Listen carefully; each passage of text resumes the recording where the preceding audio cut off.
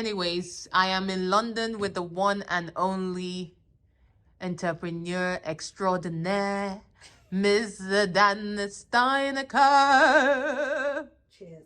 And she has some advice for us when it comes to being a female boss, What do you want to do? a founder, all of the above. We're going to sit down and chat and drop some wisdom. Let's do it. For the YouTube consumers out there who want to gain knowledge and perspective and see how they can level up their business with content creation.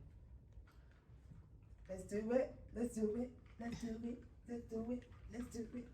We found our good sides. Yes. Okay, so Okie dokie.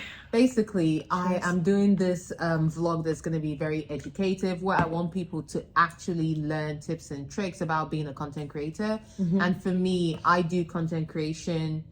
Initially, it wasn't for this reason, but now I'm rethinking it. I'm going back to the drawing board, and I've realized I am doing content creation to raise funds to pursue a higher dream, and that is to make films, because I do not want to be beholden by Hollywood. And I hate the fact that, you know, they tell people if you want to succeed, you need to move to New York, LA, London, or somewhere else. I love living in Manchester. I want to make films in Manchester. I want to, you know, that's where my friends, my family are at, and I don't want to uproot myself because of a career, so I can go somewhere and start working for someone. And now we're talking about, earlier on we're talking about the writers' strike and all of that was happening, and it's the way art is going, it's like we need to take the power back into our own hands, and it's like we need to be our own production houses, and we need to come back to it. And I feel like content creation offers people that avenue to do that.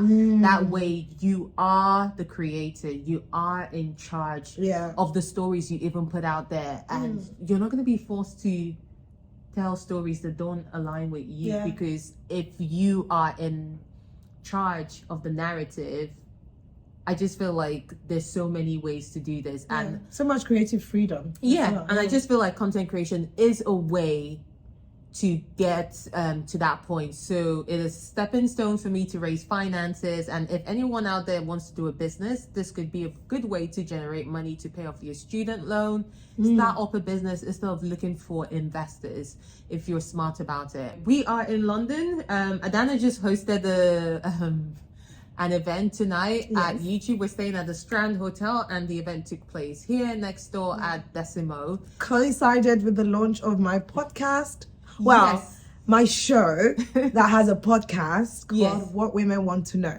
Exactly. And hopefully I'm going to be a guest on one of her podcast episodes. Oh, it's going to be juicy. I know. Don't it's give very away exciting. too much. We're not going to give away anything today. But basically, I just wanted Adanna to come and talk about her own experience of being a founder, an entrepreneur, and an all-round boss babe. Just shed some light. How is it that, you know, the people watching today can be successful from content creation? What is the key takeaway from you, and how it's impacted your career? Okay. So let's just give a bit of background context, meaning that you and I started very long. It's almost nearly 10 years now that I've been a content creator, and you've also been going for quite a while. How many years now? Since 7? 2014. So, I started on the blog. I started a blog. And my YouTube was in 2014. Oh wow. Okay, the same year, because my first YouTube video is 2014. But I took YouTube for granted. I was just in and out, dabbling in and out, and I should have stayed consistent, which is why I'm back No, here. we live and we learn. There's no regrets, right? There's no regrets. So I've been going that long, and at the time, the industry didn't exist. It was, if you think about it, right? It was really a lot of socially awkward people talking to their camera in their room. To their camera. Or dancing to the No, my virality story, right, wasn't born out of awkwardness. However, I say this to say, bless all the awkward people, because they're the ones that are millionaires now. I know. I'm sorry. I used to watch Issa Rae on YouTube, and she had the show called Awkward Black Girl. And now she has her own movie production. She has her own production company. She has her own event production company. I mean, she hosted the blueprint for this. Yes, she hosted one of the sickest parties at the Cannes Lions International Festival of Creativity, and I went there. Amazing. It was mental. Right? It's Hooray Events. It's the name of the company. But she's now like a badass with a whole entrepreneurship thing she's got going on. I mean, it's really, really inspiring. But I say this to say that consistency is key.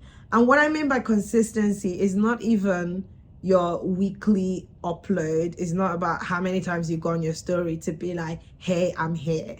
It's really about intention and strategy. But just keep going, even when you really don't have all of the answers. Yes. And you're the perfect example. You should be doing a lot of this talking because right, I mean, my story at the time of starting, I was in medical school. Yeah. So I trained to be a doctor, worked as a doctor. So I was pretty much creating content whilst working as a doctor. Whereas your story I find very inspiring because you said there was a time where you took the last money that you had, bought yourself a camera, spent hours on end on your self-taught, by the way, right? Yeah. Everything you know about photography, videographer, you learned on YouTube, on this platform. Yes. And so you kept going even when it felt like, hey, I don't know where this road leads, but I know that I want it to lead somewhere. Exactly. So I will keep going. Yeah. And I think that's patience is what a lot of us don't have. Yes, I think we want quick results. We want quick results. I mean, look at my YouTube videos. I'm not getting views at the moment, but it doesn't bother me because I know the views don't necessarily define me, and this is like a journey. It's like they say, it's not about the journey. It's not about the destination. It's the journey. Yeah. And so and it's the thing that you learn in the process. So the way that I've pivoted. I mean, the last year and a half, a lot of the work that I've done and a lot of the revenue that I've made has been outside of the platform of being a content creator, right? It's been my speaking engagements. It's been my coming to this room and educate C-suite level the importance of creators in amplifying important messages. It's about. But do you believe that your content creation opened that door for you? I'm there because I'm a content creator. Amazing, I literally will not be in these rooms if I wasn't a content creator. I mean, it's only the last 2 years that they've opened such a thing as a creator delegation. I've been to the World Economic Forum in Davos. I've been to the United Nations General Assembly, the World Health Summit, the Cannes Festival, COP27, anything, you name it. Why? Because my consistency on platforms like this, with a message, and I will come into the message and the intention and the strategy later, but really that consistency, again, it's not about like being on your deathbed and having burnout and saying I must meet my weekly upload. It's okay to take a break. I know. Literally. I mean, we've been burnt out. We've been burnt out. I've been burnt. And I'm never going back there. That's why I've got a PA. Shout out to our team. Now, please, when we started, did we have any team? We were everything. We were everything. I used to come back from work, take my video, I will edit it till 2 a.m. I will post, I'll come back from work, I'll comment on the post from the night before. Yeah. I will respond to brands, I will do my negotiations, sign the contract, show up to events, I was everything. And I feel like the most successful businesses or the most successful leaders are the ones who know the intricate details of that business from start to finish, right? You know everything about the business. So like when you're employing people, no one can turn around to mess around. You're just like, listen, I can have another you in a minute, and that person is me. Like I will take over this business. Yeah. But anyway, I'm going off a tangent now, talking about like employees and building a team. But my thing is, that's consistency of saying, hey, I'm going to take back the creative freedom rather than waiting to be on TV, rather than waiting for a special invite from Hollywood or from any of these big networks or agencies. I'm going to be my own agency. I'm going to use this platform that is free. First of all, anybody can open any account on any platform right now. It does not cost a thing. But the ability to keep going, even when the road doesn't seem to lead you to anywhere, that's a virtue. Yeah. That's a virtue that's going to be met by reward at the end. Because now I walk into these rooms, and when I say I've been on the platform for nearly 10 years, that even commands another level of respect, let alone that, hey, this is my journey, this is my story, this is what I've been able to achieve, this is what I've been able to learn. But most importantly, this is the community that I've been able to build. Community is everything. It's everything. I mean, when I think about it, there was something that kind of like shifted my perspective. And it was more like, I'm looking at my YouTube views right now. They're under 1,000 views, which I don't mind. But then I was thinking about it, and I'm like, how many people can you get in a cinema room? When you go to the movies, how many people fill it up?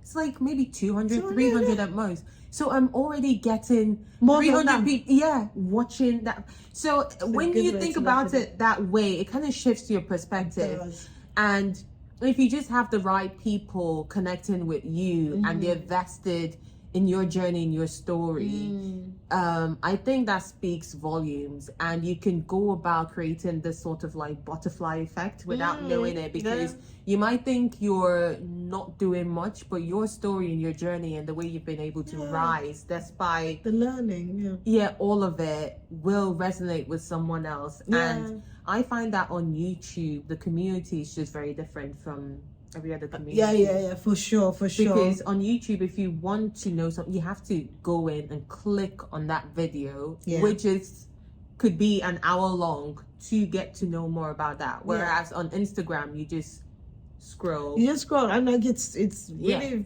fed to you. It's fed to you. On TikTok, it's the same thing. No, I think there's a lot to say about just getting started. And if really this piece of content is supposed to encourage the creatives out there to say, hey, you actually have more creative freedom than you know. You need to bring back the power. You don't need to wait for someone to give it to you. You need to keep doing. Oh my God, you told me the most inspiring stories about Oprah, the guy that... oh my God. Yeah, do you remember? Okay, I heard the story about a guy who was a relationship expert on YouTube, and he was uploading videos and it wasn't getting a lot of views. And I think he was getting like, I don't know, less than 20 views. But he was consistent and he almost gave up, but he carried on. But then Oprah's network was looking for someone who could have a relationship segment or something along those lines. And it turns out that someone from Oprah's team had been watching his video, and they shared the video with Oprah. And because he had a backlog of videos, she was able to go through those videos and say, wow, okay, yeah, I think this guy's the right guy. So you might only have 20 people watching, but the right person. But Oprah could be watching, or Beyonce could be watching. I have actually a personal example, right? Because really, when I think back to my journey on as a creator over the last nearly a decade, the pivot, right, the big shift on this journey happened 2 years ago. Okay. When I interviewed Bill Gates. Do you remember? Yeah. Why did I interview Bill Gates? Because I kid you not, right? When I arrived there, when I was done with that experience, I was like, I'm not leaving New York until I find out how the heck I got this opportunity. Yeah. Turns out that they were in a meeting, because the Gates Foundation have this annual event called the Goalkeepers. And whilst goalkeepers, they were trying out for the first time to have creators in there. YouTube creators for the first time. Yeah. And somebody there mentioned my name. And it was a black girl. Wow. Who happened to be working for the Gates Foundation. And she's like, oh, you're looking for creators. I know one. She dropped my name in there. That's how I ended up there. Wow. And the thing about it, it's like, you know, down my spine. You know, because that's the thing, that even the opportunities present themselves in so many different ways that it really doesn't have to be the people with the biggest following. I mean, till today, I don't even have 500,000 followers on YouTube. I've even grown 14,000 subscribers, and I'm sure you guys are wondering, how is she this successful? How is she? How can she have other employees under her? How can she have the studio space? How can she manage? Because it's not just about the numbers sometimes. But the thing is, you know, these opportunities present themselves, and substance keeps you there, right? Substance keeps you in this room, because ever since I walked into that situation and networked with the right people, literally my career has changed. I don't need to make a cent more from YouTube or any of my social media platforms. Yes. I don't. But again, it tells you that, and what's the substance that kept me there? The ability for me to show what I can do on my own. Yeah. Right? So again, if you're a creative that really has a story to tell, something to offer the world, right? Why are you waiting to offer it to a Hollywood producer? Why are you waiting to offer it to? Why are you giving an invisible person your power? You're literally saying, this producer, call them whatever name, is the one that is gonna get me here. It's gonna change your life. Yeah, why are you giving them that power? Why don't you say, hey, I'm gonna start doing the work. I'm gonna start blessing that one person that gives me feedback. I'm gonna start blessing the 5 people who come to me to say, hey, I love your work. It's really, we're so focused on the numbers, right? But you don't know that those 5 people, those 10 people watching are gonna be really in a room where they say, hey, do you know that person that does X? Guess why they're gonna call your name? Because you're that person doing X, showing it to 5 people. Yeah. And I guess that's why it's very important, like when it also comes to content creation, is letting your true passion show. Yeah. As opposed to just creating, going with the flow, aimless content. Like if you are passionate about something, bring it to the forefront, because people will be able to see that passion, that love that you have for something. Like I did a video the other day talking about autumn winter pieces that I got, but even from that video, someone could tell. They said the comment that they left was like, I can tell you really love making videos because of how lovely the video turned out. They're like, I can tell you enjoy making videos, and they turn out so beautiful. So it's nice to see that somebody else sees that, even though I'm not talking about this is how to make beautiful videos. It's just very interesting. And I feel like when I first saw you, Adanna, online, I was like, one of the reasons I connected with you was because your passion came through, and I could tell, I was like, this girl is much more than a content creator. And I saw beyond all of that, and I was like, she's full of substance, you know, she's passionate. And you know, we've had conversations where you're saying, I want to go in this direction. I'm like, but you're so much more like, you talk even the I mean, trust me, this, I mean, it's about staying true to your passion, because again, you could be, when you really let all the noise around you come in, you tend to drift off, because then all of a sudden what's popular becomes more attractive rather than what you're really called to do. And I remember that we've been on conversations where you're just like, I don't really see it. You're like, when I see you, I see entrepreneur, I see I see boss babe.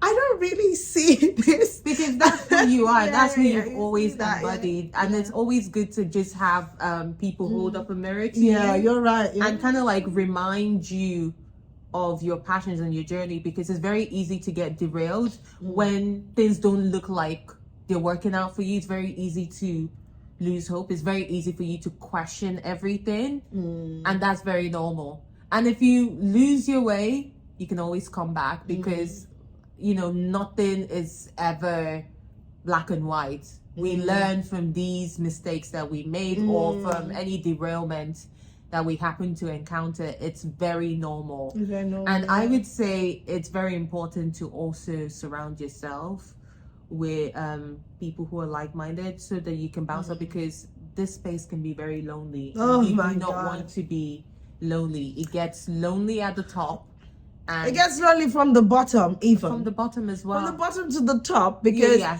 this is what I said in my speech tonight, right?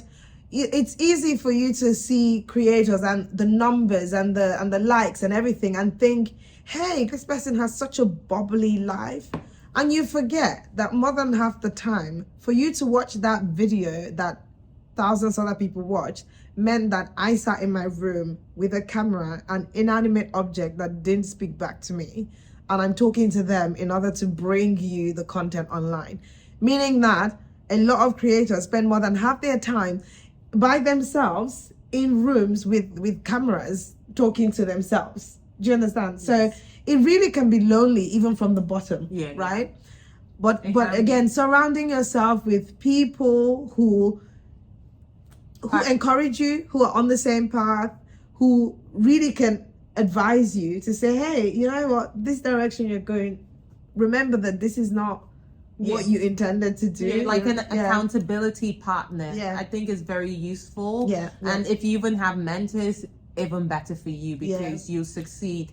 And there's something that a lovely girl always says to me, which she says she heard from somewhere, but it's go where you're appreciated. And that's something I started doing. Like I started having like self-respect for myself. Like I'm like, I need to go where I'm appreciated, and that's been very helpful for me, because it means I'm not putting myself in a situation where I'm beholden to someone. And I feel like content creation gives me that power to be in a place where I'm appreciated. For everyone who's clicked like, subscribe, for everyone who DMs me, follows my journey, leaves a comment, these are people that appreciate what I'm doing. And I see that you receive the same sort of energy as well.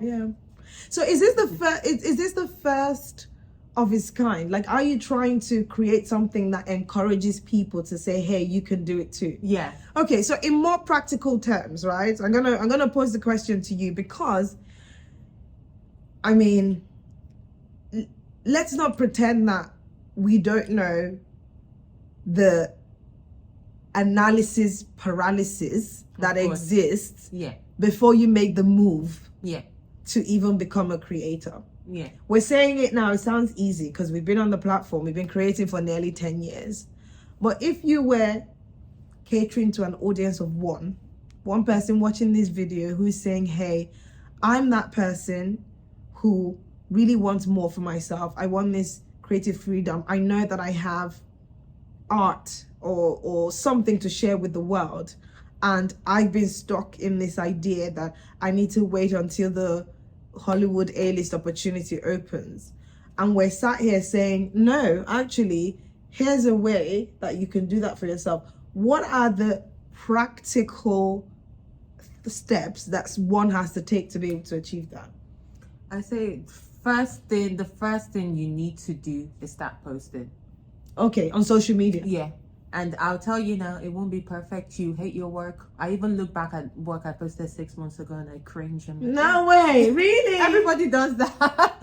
I'm like, ooh, is that me? But I will still stand by it. But I'll say, in order for you to be seen, you have to be sharing something, because if you're not sharing anything, then nobody knows about you. But it might feel like you're screaming into the vacuum. But as Candace Bratwick said, I don't know if you guys know Candace, she's amazing to follow on social media. She said, do not underestimate the power of a backlog catalog. Because the hardest part for content creators is to create content. But once you get in the flow of creating content, in fact, you might even be lucky because not many eyes are on you judging you. So you're able to put out things that you're not really bothered about because you're thinking, no one might even see it. And you're able to like do it with much more freedom and liberty, if you will. So I would say just start posting. It will not be perfect, but that's the way you will fail and then improve. You'll be like, oh, I didn't like that in my last work that I posted. I'm going to improve on it, make it better. Yeah. But that kind of gives you more practice and you better yourself. So that's the first key thing. And then again, it just depends. Do you want to do this on the side? Because it's possible to do it on the side and juggle your other full-time career. Because you did that for a few years. Yeah, I did that for a few because years. I'm not gonna be the one to say go out and quit your job, because I don't know your financial position. Yeah. You alone know your financial position. But what I can tell you is that it is much more easier mentally, for your mental health as well, to pick one in the end. But in order for you to pick one, I feel like you have to have laid the groundwork.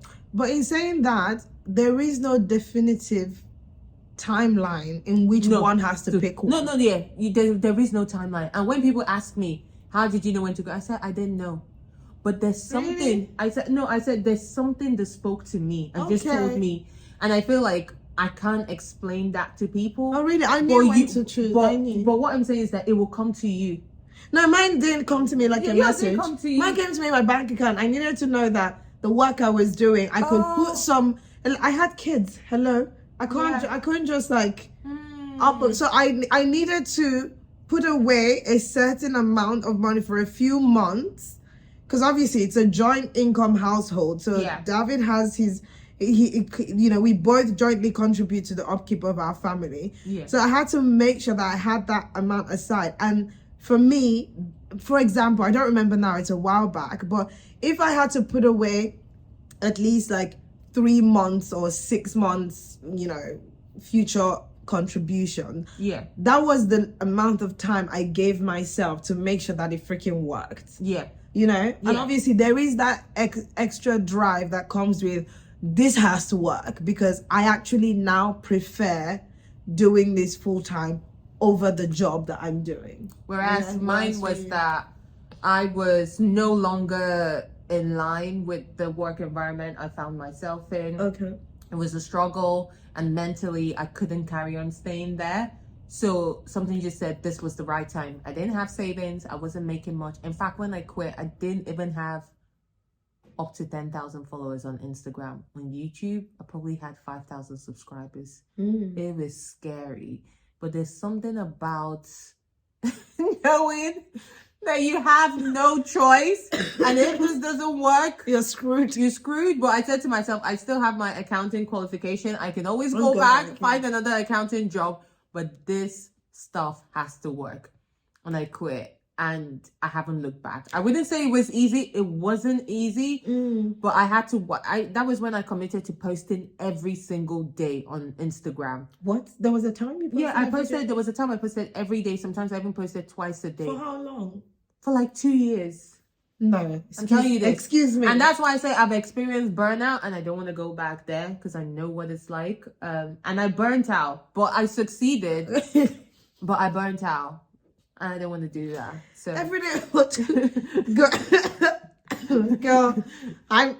no, that ain't for me. Exactly. I'm sorry, but you see, like, these are different paths to success. Exactly. One post every day to burn out. I didn't even have to post every day to burn out. Yet I burnt out. Yeah, because your hands are full. Yeah, my hands are full. Kids and all that. Yeah. No. Yeah. Oh, this journey, honestly.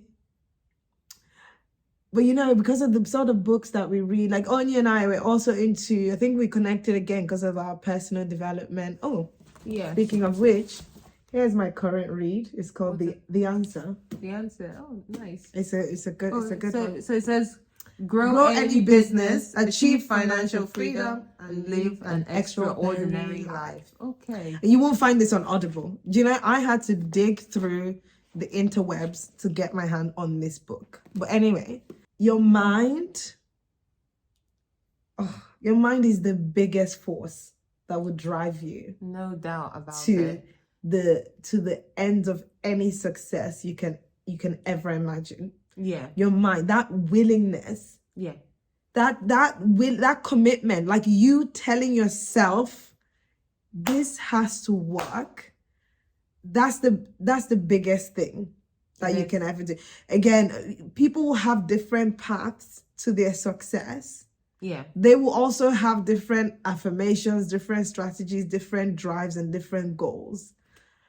But really, when I really understood the power of my mind and my determination, it's an unstoppable force. The power is within. That's all I can say. It's within. It is within. And oftentimes, like you said, why are you waiting for this big It's not, producer? Yeah. The power is within. And believe it or not, I am not even an extrovert. I'm more introverted. I'm socially awkward in many regards. Does anybody think you're an extrovert? I don't know. Some people think, no, because I'm on social. You're an extrovert because I'm on social media. Some people might think, "Oh, she's an extrovert." Girl, please, your awkwardness comes through exactly every time.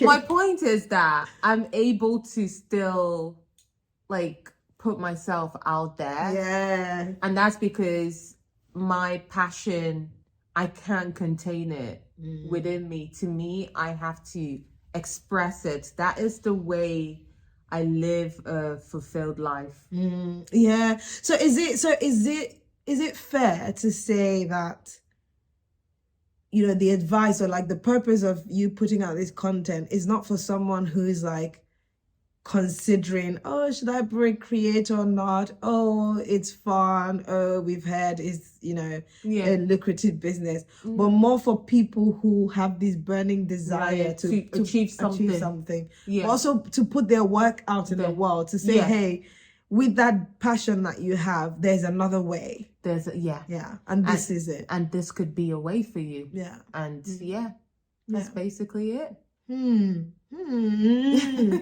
Well, ooh, I can't wait for episode 2. Thank you for joining as always. Of course. It's been amazing. Of course. We're gonna spend the night now chit-chatting, catching up. So I've not seen this one for ages. Because you've been flying around the world. You have been flying around the world, Miss UN Ambassador. I feel like that's next thing that's coming for you. I just see you in your bio saying UN Ambassador. Yeah. It's in the works. Did I tell you that? No, you didn't. Did I not? You see, I just feel it. You see, I just know. Yeah, the energy, that's the vibe. That's the vibe. No, we're going global. Yeah. Global, baby. But the thing is, you start local and then you go global. Yeah. Right? Yeah. Amazing. Thanks for joining us. We hope you enjoyed the first episode of, honest talk about what it's like to be a female entrepreneur. And hopefully you found this useful. And if you guys have any more questions, feel free to leave it in the comment box down below. Are you gonna do this thing where everyone you interview is gonna wear a robe? That might be good. Because we didn't plan to wear a robe. Like we're all glammed up for the night, and then Anya was like, "Oh, I'm gonna wear a robe," and I was like, "Oh, I'm gonna wear a robe," and we're like, "Oh, we're gonna wear a robe." And so this might be a thing. Yeah, robing it. Cheers to the good life. I was gonna like toast and realize that we've been sharing a glass. Cheers to the robe life. So welcome to the very first episode of The Diary of a Female Entrepreneur. I don't know why it's taken me this long to really take you behind the scenes of my creative business, because when I first started out, one thing that I knew was definitely missing from this space is people really taking you behind the scenes. And this is what I want to do with this new series on my YouTube channel. We're going to be talking money, brand deals, how I get funding, all of it. You're going to be privy to it, basically. So welcome to the first episode. I am currently filming in my office studio space, and I'm going to give you a quick tour of the space. Content creation actually funded the studio space, which I hope you see is actually a real creative career path in terms of like supporting yourself financially, but also raising funding, as I'll share a bit more, because this studio space has come about because my ultimate dream is to produce and make films as well as direct them. So I want to be a filmmaker, but I don't want to be beholden to Hollywood or any other person. And I want to make the sort of films that I want to make, indie films that matter to me. And I got this studio space, which I'm going to give you a quick tour of. Then you get an idea of what it is. So I do content creation in order to finance my creative dreams of becoming a filmmaker. So this is the studio space. As you can see, we've got really tall windows and high ceiling, which kind of lets a lot of light in. We've divided up the space into 4 different sets, and then we've got a final one, which is the office, and we've got Santa over there, who's my PA. So basically this space is 4,700 square foot, and we rent it. It is in an old cotton mill. They are the best places to get a lot of space for your work. I'm gonna just take you all the way to the front so you just see how massive this space is and what we're working with. This place is just your bog standard photography white room, basically, where we do some product shots for brands. And over here, we're still trying to decide what we're going to turn this set into, but it's definitely going to be a bar, French cafe, and an art stage behind. And over here we have got the first set, which we did. It is very much Rococo inspired, and all the pieces, or most of the pieces in this space, are antique, which we sourced locally from Manchester. This room is 6 by 12 meter. And then over here is a new set that we've done. We're still trying to figure out the logistics in terms of design. So what you're seeing here is very much temporary. Here we've got some, this is the bar cat. You can put drinks here, here, but we're still, yeah, it's gonna move into the other set. And here we've got the office space back to it. So I've got 2 team members who support me with my creative business. One being my husband. He's the studio manager slash full-time photographer and videographer. Hello. And we hire out the studio for other brands to be able to do their shoots and other creatives to be able to film here. And we've got the lovely Santa, who is my PA, and she recently started with us a couple of months ago. And yeah, the team is slowly expanding. Today, the plan is to sort through a lot of PR mails that have come through. And these are autumn winter fashion fall pieces. We're gonna arrange them out because we plan on shooting a YouTube video to that effect. And I'll tell you how we were able to get these products sent to us. Everything here is what we've been sent in the post as part of PR mail. And how we tend to get these items is that brands can send us their lookbook and they'll ask me, do you want to pick something? And it's a great way for me to create content without having to spend money, because creating content can be very expensive. So it's nice that brands get to send us products that we can then use to go on to create content and then attract other brands who are willing to pay us to create content for them based on the content that we've already created using these pieces. One thing I didn't mention earlier on is that I've actually got an agent. They are based in London and I'm based in Manchester, and they are responsible for dealing with all my emails and admin. So they reach out to brands on my behalf and they negotiate deals when brands reach out to me. That way I'm able to focus on the creative side of the business as opposed to giving all my time going back and forth with brands, because anyone who does this job knows that it does take time. Hi, I'm Jess. I'm the founder of Season 25 and also Onyi's manager. I've been working with Onyi for the past 3.5 years, which is the entire existence of the business. We, as a business, look after all of Onyi's brand partnerships, and we work together on a strategy for her career and what it is that she wants to achieve, and try to add value in every project that she works across. So Onyi's actually a very, very easy client to work with because she's so creative. And when we're working with brand partners, generally the way in which we manage and execute these partnerships is that we will handle negotiations from the offset. So we will look at what does the brand want and what fee would we look to charge, and that's based on the content that Onyi's creating, how long will that take? So if this is going to be a year-long campaign and she's creating monthly content, We would look at that, and then we would also look at where the brand wants to use that content. So do they want that to sit on their website or their social channels? Do they want to promote it with any paid spend? So you might see an advert that is a content creator's piece of work that's been pushed to you as a sponsored ad, which means the brand has put a bit extra budget behind that to make sure it's hitting new people. Again, we charge separately for that. So we basically look at the whole scope of work and then negotiate with clients to make sure that a deal is fair for Onyi, and then we look at the contract and do all the markup to make sure that all of the actual contractual terms are fair for Onyi. We've worked on some really great projects in the time that we've worked together.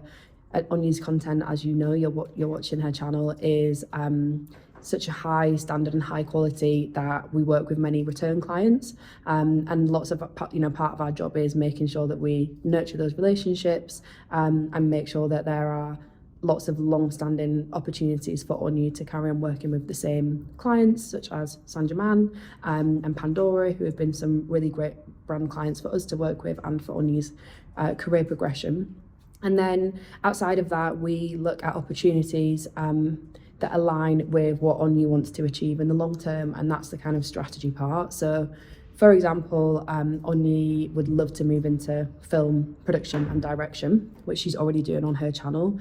But as a manager, we will, sit with Onyi and we'll start to think about how can we pitch that skill and service to the brands that we're already in conversation with, and how can we start to try to forge new relationships where she can offer those skills. So yeah, it's kind of a varied role, and we catch up. I mean, we talk every day on WhatsApp, and that's mainly for like logistics and making sure that things are handled on time. And Onyi does a lot of brand trips, so that's a lot of diary management with Alicia, who you will also see shortly, I think. And then weekly catch-up calls to ensure that we are all aligned on things that need to be done that week, checking in on those strategy points and where we're at with those. Speaking about proactive outreach and how we can, again, not just be reactive, but start to look at like long-term goals and how we'll get there. And yeah, we've had a great time.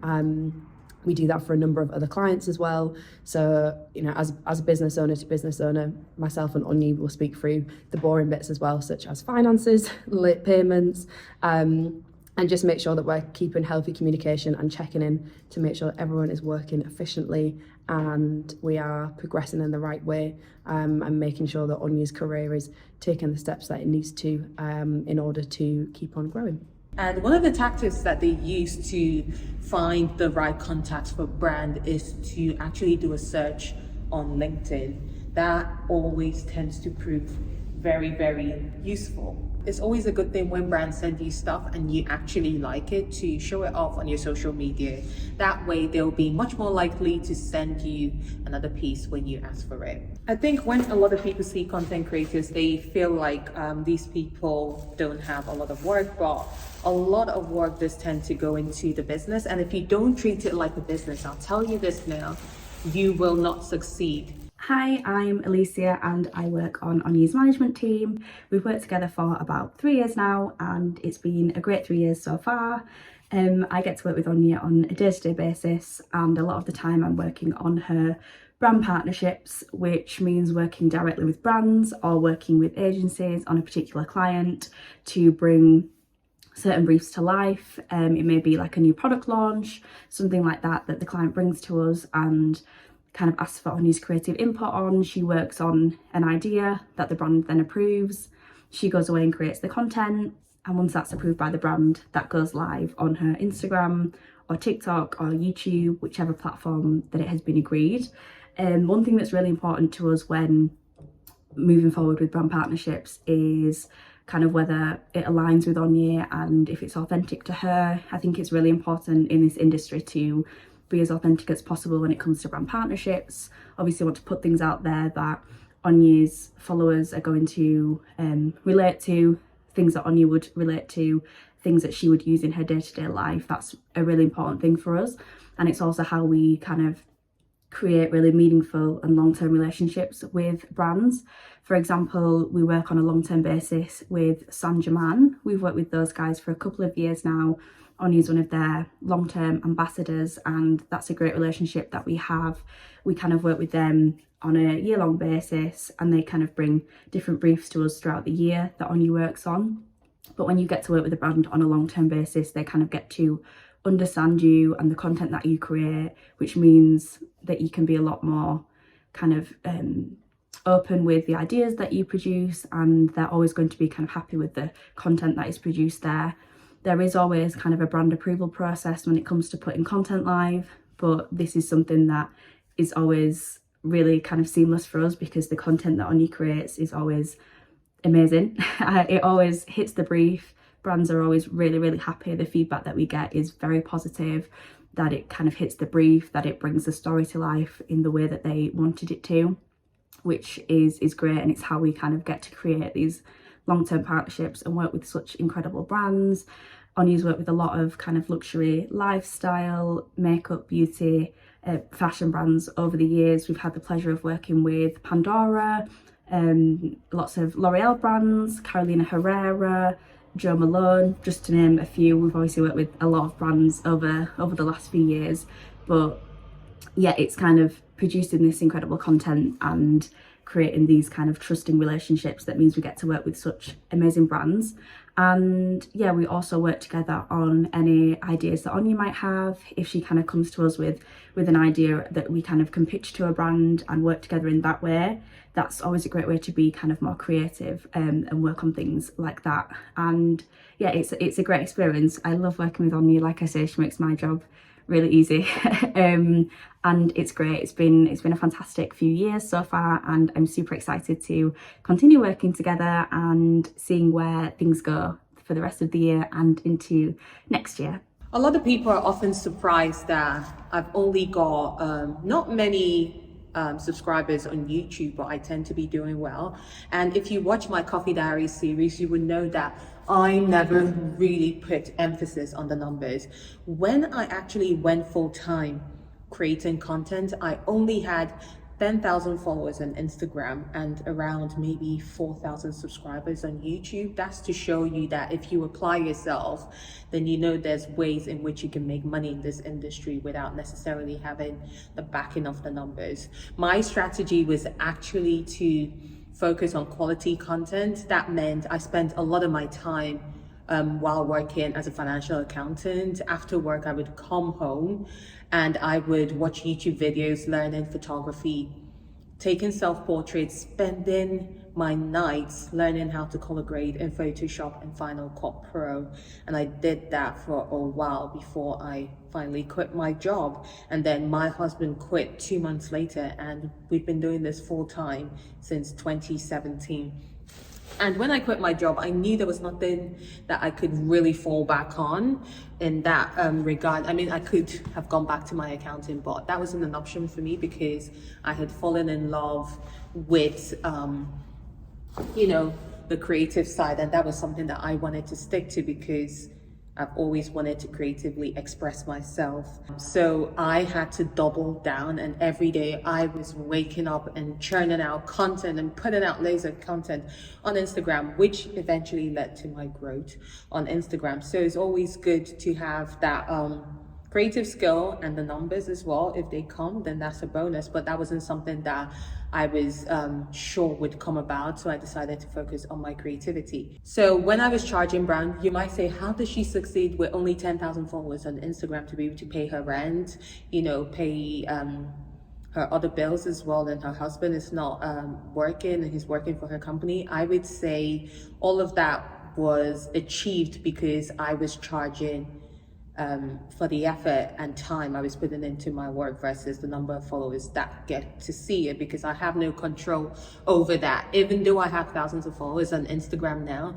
Instagram still doesn't show my content to my followers because Instagram wants to make money. So they want you to pay to promote your posts, and who has money to spend in that regard? I would say focus on quality, because that's one way you can make money. If you're finding yourself, I want to do content creation but I don't know where to start out, because brands will pay for quality content. Mind you, if they were going to do a professional photo shoot, they will hire a studio space, like this. They would hire models, which they have to pay, as well as their agency gets commission as well.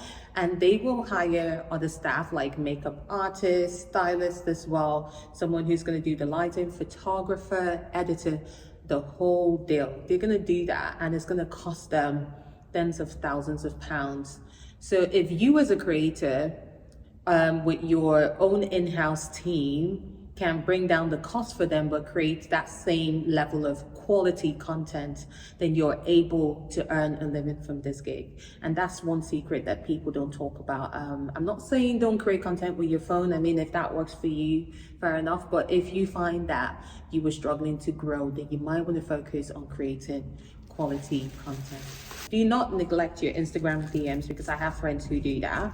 A lot of good campaigns have come to me by Instagram DMs, so I always check that. But this brand reached out to me on Instagram and said, we want to give you clothing, and they've gifted me in the past, and each time they send me something, I always try to feature it, hence why they keep coming back to send me pieces. And I know some influencers or content creators, when they're done creating content with these pieces, because of the amount of products that they get via the posts, they might end up selling those products and then, you know, recouping costs for the time that they've used to promote, I guess, the free products, because they weren't paid to promote it. You just get to see the scale of things and how people think you need money to you know, become a content creator. You ideally don't. You just need to show quality content, reach out to brands, and they'll be happy to gift you in exchange for you creating quality content with your products, basically.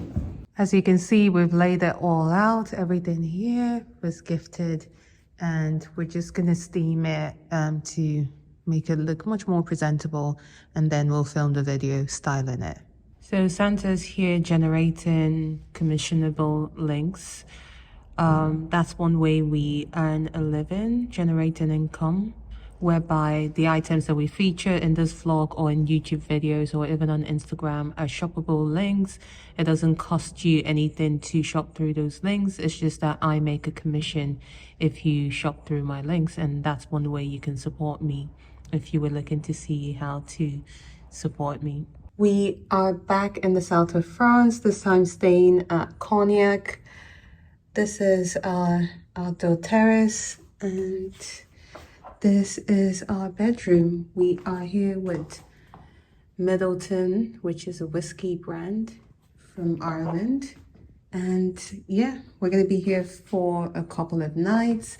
The weather is nice and lovely. We've got 30 degrees today, and tomorrow is going to stay that way. So super excited to be here in October, where it's getting cold in Manchester. This is the bedroom space, and here we've got some souvenirs from Middleton Whiskey. Yeah, just thought I'll give you a quick tour of our living space. We've just ordered room service. I'm going with the chicken Caesar salad, and Craig is having burger and fries. All looks good. And we've got apple juice as well. We're going to dive in now.